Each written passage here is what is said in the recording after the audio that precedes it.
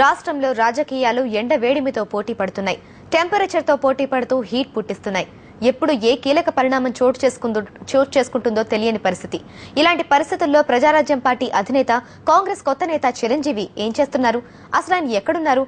Summer vacation కోసం ఎక్కడికైనా వెళ్లారా? చిరు డేట్స్ గురించి తెలుసుకోవాలంటే ఈ స్టోరీ చూడండి. కడప ఉప ఎన్నికలు ముగిశాయి. ఫలితాలు అందరినీ ఆశ్చర్యంలో ముంచెత్తాయి. ఈ రిజల్ట్స్ పై ఇప్పటికే సమీక్ష జరిపిన కాంగ్రెస్ రాష్ట్ర వ్యవహారాల ఇన్ఛార్జ్ ఆజాద్ రాష్ట్రానికి వస్తున్నారు. కాంగ్రెస్ పార్టీని చక్కదిద్దే ప్రయత్నం చేయబోతున్నారు. మరోవైపు ప్రతిపక్ష తెలుగుదేశంలో తెలంగాణలోని జగన్ రైతు దీక్ష, టీఆర్ఎస్ ఉద్యమ బాట, కామ్రేడ్లు పోరుబాట పట్టాయి. మొత్తం మీద రాష్ట్రంలో రాజకీయాలు హీట్ పుట్టిస్తున్నాయి. ఇటీవలే 5 రాష్ట్రాల ఎన్నికలతో పాటు కడప ఉప ఎన్నికల్లో ప్రచారం చేసిన చిరు కొంత విశ్రాంతి కోరుకుంటున్నారు.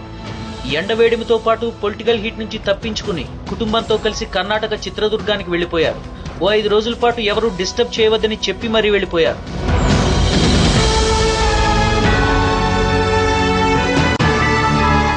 చిరంజీవి వేసవి విడుదలపై అటు కాంగ్రెస్ లోనూ ఇటు పీఆర్పీలోనూ అసంతృప్తి వ్యక్తమవుతోంది.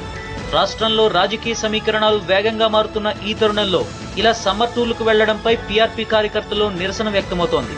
వేసవి విడుదల నుంచి వచ్చాకైనా రాజకీయాల్లో చిరు కీలక పాత్ర పోషిస్తారని పీఆర్పీ వర్గాలు ఆశిస్తున్నాయి.